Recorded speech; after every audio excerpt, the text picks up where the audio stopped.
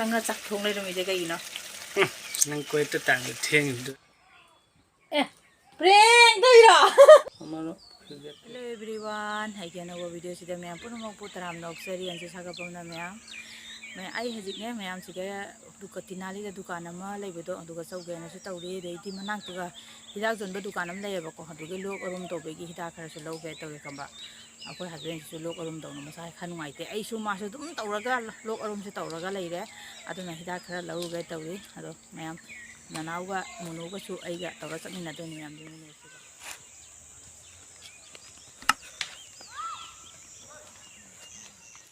แม่มันถ้าบอกเสียนงซุ่มสู้เลยเลยดูก็ไอ้ตั้งสี่สุดแล้วแม่ดูก็จิกน่าห่างกันเลยน่ารังสุดน่าสุดนุ่งตีกินนุ่งสุดสินะอามุกสู้อามุกห่างตัวเรามีสักมีเฉลออารมณ์ที่ทำตรงนั้นเลย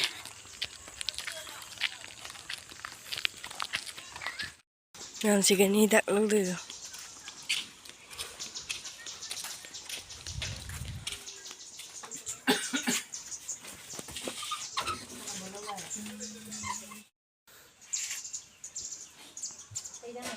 คอยเลยนะเลยนะทุกแล้วฮิดาสุดเลยตาไก่จะใครเราเลยงานนี้จะสับปะจ่าแล้วทุกเลยนี่ยืนได้เลยสันดาวเลยแม่ไม่อะไรยืมเจ้าเลยcái yam này là cô bố thì nó tết lấy đi tôi cái nói đó chỉ bận chứ ôi lấy đấy em cha bắt tầm hao bận này cha bắt tầm hao bận này chứ chỉ kim bận chứ rồi cái lấy đấy ngang này nè cái mì sẽ xa cái ấy cái này lấy đấy rồi cái asibar atas cái gym lấy được này ba rồi cái thùng gì chụp phăng cái này cái thùng gì ini tadi dah enggak support kah enggak support tadi di mau cah deh sih katanya namanya am lagi tadi game nam lagi pernah teh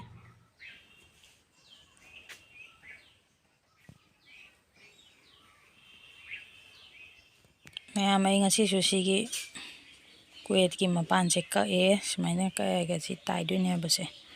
di sini tai lo ada jadi su kuet ani ni jatuh ise doy na mapan cek मैं phi se tai ba lo re phi tai lo ra pora sak thong pe matam se kara hen do re ba ko pora koi chi chung asi nu din se jet na lo ra ka pi ki doi na ba ko doy na si tai lo pa ngai ba da thai di tai lo na ba hona ba da ne sak thong ma matam ji chu kara thing da re ba do na ko ha pe na sanga ga thong ba got kare ba ko ma khang de ai na si video lo se na kai jang thong na reng si ba ko phi tai lo ra ga sak khom sang ba da tu mi na sanga sak thong le na ba ko kai jang nang thong ni doไม่ใช่เห็นย่าง kai jang ไม่ใช่เห็นย่างไอเดียคือขยายฮาวายจ้ะฮาวายจ้ะ thong na ga le da me me มันไอโดนบ้าฮาวายจ้ะเสียแต่ที่ตักเรามาทงได้ตัว na sanga sak thong le do mi de kai no นั่งกล้วยตัวต่างเที่ยงอยู่ด้วยไอ้นี่ยังไงแต่มาชักเที่ยงอันเนี้ยนะทงก็เลยเดี๋ยวชีวิตทำเลยว่าไอ้นี่ป้าชักทงอยู่ที่ใกล้เลยแล้วบ่ไปจะมีดูดิงำบ่ไม่กี่งำมาได้เป็นไว้ไว้นั่นเลยละดีมันสมมติปังนะก็ต้องมีสีให้นี่เขาแต่ว่าให้ดีกี่มาขุดทุ่มง่ายเลยภาษาปกติไม่กี่งั้นสิ่งมาเทลสิก็เลยฮาวายจะทงบ้ามาที่โดนบ้ามาผมได้นะมาไอ้มาชีเดือดสลักก็นุ่มปวดอะไรอีกชอบใช่ไอ้งั้นสิ่งที่หนูเดินจะพอตุ้มมือเลยแบบหักสังเกตหน่อยแต่สมมติฮิปเดกินเนี่ยจะตุ้มเลยไม่ใช่หนูเป็นซาล้นเลยนะมาซาทักษิณหนูดินเสียกายเนี่ยก็เขาดูเลยแล้วตุ้มมือซาก็พัดล้นเลยนะมีฉันหนูเป็นนะไอ้จ่าเสียจริงละแกบ้าเราสิก็เลยจะดูแม่ก็ซาล้นเลยนะให้เลยนะมีแล้วสิก็เตาเสียมาปังนี่แม่ก็มาปังเนี่ยก็เตาเสียดูว่าสิบันสิก็ซาเสียนะชากะล้นเลยนะไม่จำให้ได้ฉันไม่ชากะล้นบะเชียงทักกี่แกจ่าทักกี่แก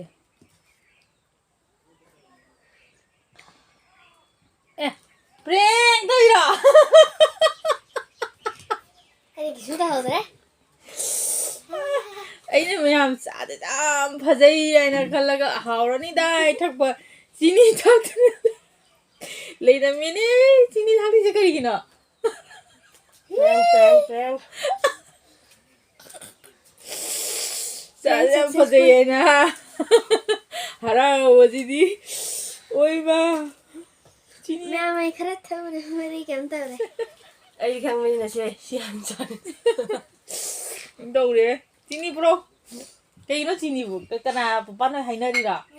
ꯃꯃꯥ ꯑꯁ ꯈꯪꯗꯦ ꯌꯦꯡꯉꯨꯅꯦ ꯁꯣꯏꯕꯅꯤ ꯃꯥꯅ video ꯅꯝꯃ ꯂꯩꯔꯕꯅꯤ ꯊꯝꯃꯕꯅꯤ ꯌꯣꯟꯅꯦ ꯃꯃꯥ ꯈꯪꯗꯦ ꯁꯤ ꯀꯤꯟꯗꯃꯤꯅꯤ ꯈꯪꯗꯦ ꯁꯤꯅ ꯎꯅ ꯈꯪꯗꯦ ꯃꯣꯕꯥꯏꯜ ꯕꯤꯁꯀꯨꯠ ꯈꯔ ꯌꯥꯝ ꯊꯛꯆꯜꯂꯨ ꯈꯔ ꯊꯨꯝꯅꯕ ꯆꯤꯅꯤ ꯌꯥꯝ ꯆꯥꯕ ꯍꯧꯕꯗꯤ ꯀꯩꯅꯣ ꯆꯥꯃꯣ ꯆꯥꯃꯣ ꯄꯨꯔꯣ ꯈꯔ ꯈꯤꯇ ꯁꯨꯛ ꯐꯖꯅ ꯂꯣꯜꯂꯒ ꯑꯗꯨꯒ ꯃꯥꯅ ꯍꯥꯎꯔꯅꯤꯅ ꯑꯩꯉꯣꯟꯗ ꯈꯜꯂ ꯊꯛꯄꯁꯤꯗꯤ ꯃꯌꯥꯝ ꯏꯆꯥꯅꯨꯄꯤꯅ ꯊꯨꯝ ꯆꯤꯅꯤꯗ ꯆꯤꯅꯤ ꯊꯥꯛꯇꯅꯒꯤ ꯆꯥ ꯂꯣꯜꯂ ꯄꯤꯊꯛꯑꯦꯅꯦ ꯑꯩꯉꯣꯟꯗ ꯐꯖꯅ ꯄ꯭ꯔꯦꯡ ꯇꯧꯔꯦ ꯏꯆꯥꯅꯨꯄꯤꯁꯤꯅ ꯁꯤꯗꯤ ꯐꯖ ꯁꯧꯍꯟꯒꯔꯃꯤ ꯍꯥꯎꯒꯗ ꯃꯥꯟꯅꯕ ꯍꯥꯏꯅ ꯆꯥꯗꯤ ꯐꯖꯅ ꯂꯣꯜꯂꯦ ꯆꯤꯅꯤ ꯍꯥꯞꯄꯝꯗꯕꯩ ꯋꯥꯅꯦꯕ ꯆꯥꯒꯁꯦ ꯃꯆꯨ ꯌꯥꯝ ꯐꯖꯩ ꯍꯥꯎꯔꯅꯤ ꯑꯩꯉꯣꯟꯗ ꯌꯥꯝ ꯈꯜꯂ ꯍꯔꯥꯎꯔ ꯊꯣꯛꯆꯔꯛꯏꯅꯦꯕ ꯃꯌꯥꯝ ꯑꯩꯁꯦ ꯂꯩꯗ꯭ꯔꯤꯅꯦ ꯑꯗꯨꯒ ꯂꯩꯗ꯭ꯔꯤꯅꯦ ꯅꯅꯥꯎ ꯆꯥꯃꯣ ꯆꯥꯃꯣ ꯄꯨꯔꯛꯑꯣ ꯍꯥꯏꯔꯝꯃꯤꯅꯦ ꯑꯗꯨꯒ ꯃꯥꯅ ꯆꯤꯅꯤ ꯍꯥꯞꯇꯅ ꯇꯧ ꯂꯩꯔꯝꯃꯤ ꯏꯁ ꯇꯧ ꯑꯩ ꯃꯥꯏꯁꯦ ꯀꯩꯗꯧꯔꯤꯅꯣ ꯈꯪꯗꯦ ꯑꯩ ꯃꯥꯏꯁꯤꯅ ꯂꯪꯕꯅ ꯑꯣ ꯑꯗꯨ ꯅꯪ ꯑꯣꯏꯇꯥꯏꯅꯦ ꯉꯁꯤ ꯍꯥꯟꯅ ꯆꯥꯔꯤꯁꯦ ꯑꯩ ꯑꯝꯇ ꯌꯦꯡꯉꯣ ꯊꯨꯝꯌꯥ ꯃꯌꯥꯝ ꯏꯆꯥ ꯑꯅꯤꯁꯦ ꯄ꯭ꯔꯦꯡ ꯍꯩꯔꯦ ꯃꯄꯥꯒ ꯃꯣꯏ ꯃꯥꯟꯅꯔꯒ ꯄ꯭ꯔꯦꯡ ꯇꯧ ꯂꯩꯔꯝꯃꯦ ꯑꯩꯉꯣꯟꯗ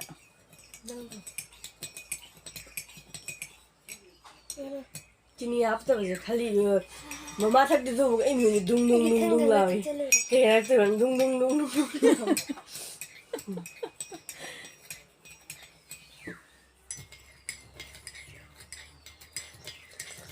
ꯁꯨꯃꯥꯏꯅ ꯇꯧꯔꯤꯉꯩꯗ ꯆꯥꯁꯦ ꯏꯪꯒꯅꯤ ꯆꯥꯁꯦ ꯑꯩꯅ ꯁꯥ ꯊꯛꯅꯤꯡꯕ ꯈꯅꯥꯎꯁꯦ ꯌꯥꯝ ꯅꯥꯔꯦꯕ ꯉꯁꯤꯁꯦ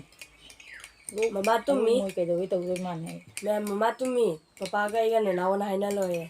ꯄ꯭ꯔꯦꯡ ꯇꯧꯅꯦꯅ ꯆꯥ ꯂꯣꯟꯒꯠꯂꯨꯔꯦ ꯑꯗꯩ ꯃꯃꯥꯅ ꯍꯧꯗ꯭ꯔꯣ ꯚꯤꯗꯤꯑꯣ ꯅꯝꯃꯨ ꯚꯤꯗꯤꯑꯣ ꯅꯝꯃꯨ ꯂꯩꯕ ꯑꯣ ꯑꯗꯨꯅꯅꯤꯅꯦ ꯃꯣꯏ ꯃꯌꯥꯝꯁꯦ ꯌꯥꯝ ꯊꯕꯛ ꯐꯈꯔꯦꯕꯀꯣ ꯑꯩꯒꯤ ꯃꯣꯕꯥꯏꯜꯒꯁꯦ ꯃꯣꯏꯅ ꯄꯨꯁꯟꯕꯤꯗꯅꯒ ꯌꯥꯝ ꯇꯧꯕꯤꯔꯝꯃꯦ ꯑꯗꯨꯒ ꯃꯣꯏꯁꯤꯗꯤ ꯃꯅꯨꯡꯗ ꯊꯕꯛ ꯑꯃ ꯇꯧ ꯂꯩꯔꯝꯃꯦ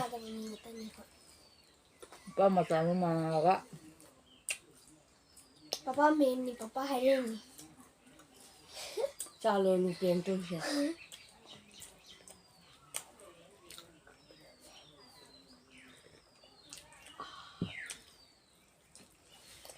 ꯌꯥꯝ ꯍꯩꯔꯦꯅꯦ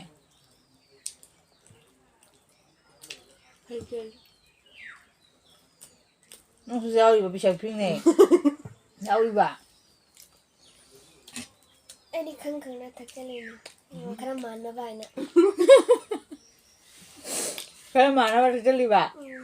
ꯑꯩꯅ ꯈꯜꯂꯤ ꯀꯔꯤ ꯆꯥꯁꯦ ꯃꯆꯨ ꯌꯥꯝ ꯐꯖꯔꯦ ꯍꯥꯎꯒꯅꯤꯁꯦ ꯀꯥꯏꯅ ꯗꯛ ꯆꯤꯡꯕꯕꯨ ꯈꯥꯔꯒ ꯊꯣꯛꯂꯛꯄꯗꯣ ꯀꯩꯒꯤꯅꯣ ꯍꯥꯏꯗꯤ ꯊꯨꯝ ꯌꯥꯎꯗꯕꯅꯤꯅ ꯑꯃꯨꯜꯒ ꯆꯥ ꯃꯅꯥꯒ ꯀꯌꯥꯝ ꯍꯥꯎꯗꯣꯏꯅꯣ ꯆꯤꯅꯤ ꯌꯥꯎꯗꯅ ꯍꯧꯖꯤꯛꯁꯨ ꯇꯧꯔꯤꯅꯤ ꯀꯩꯅꯣ ꯈꯪꯗꯦ ꯊꯨꯝꯗꯔꯝꯅꯤ ꯅꯪꯒꯤ ꯇꯧꯔꯤꯕ ꯑꯩ ꯀꯩꯝ ꯇꯧꯔꯦ first ꯊꯛꯎꯕꯅꯦ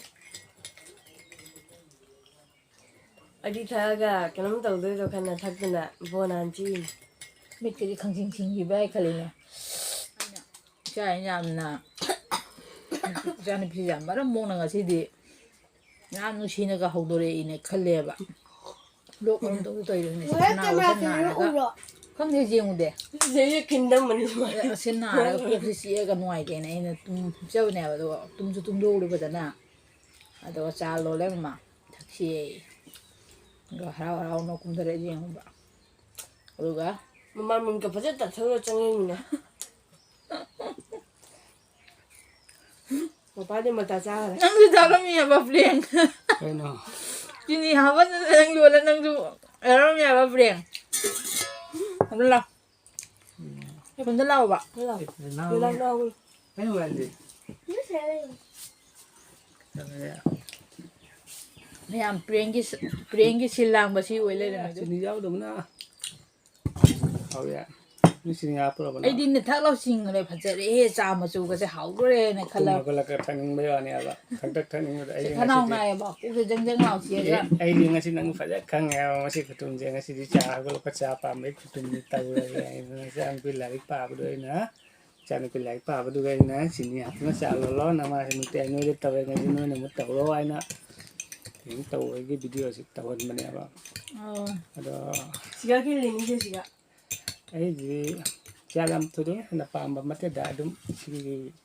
kena ada komedi si tahu gad na tahu ya bani ဖရဲနဲ့နားငါစီတို့တော့ဟလဲမထိုက်ဒီဘက်အိမ်နမလို့ပတာရนะฮะဒါရนะ ai nunggu tunya nggak tuh dah kan pilih gaya ada di hau loh အဲဟာတို့ခအိမ်နပရင်းဒီဘက်လို့ဘောတော့ဒီဟာနာဟိုတို့ဒီကြိုက်ကြတော့ရတဲ့နဲ့ကောမဲ mana hang nai ni ခန်းနာတော့ဘိုက်တော့ကရှိကြပုတ်တဲ့ hai dulu pelakai na အဲ့မထန်းတဲ့ဒီဘက်နမ်လိုက်မဲမမိုင်းမထက်တဲ့ပရင်တော့ပါမဒီကမင်ဒါဟဘီရမိုင်းမထန်းတဲ့အိမ်မောင်းရတဲ့ဘက်လောရကမဲ kami dari pa loh ya ကမင်တော့ဘီရမဲนะတော့အဲ့ဒီအိမ်မဒီဘက်တော့ကနေငိုင်တားတယ်မဲရှင်ကိုခါတော့ဟောရခဲ့စီ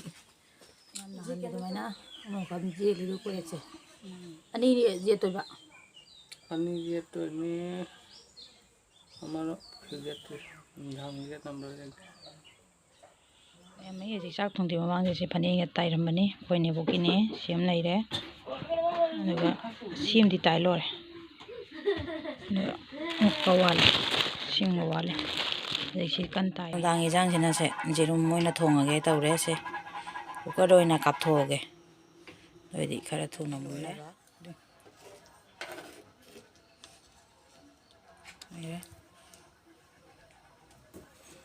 Paneluk shumay oire me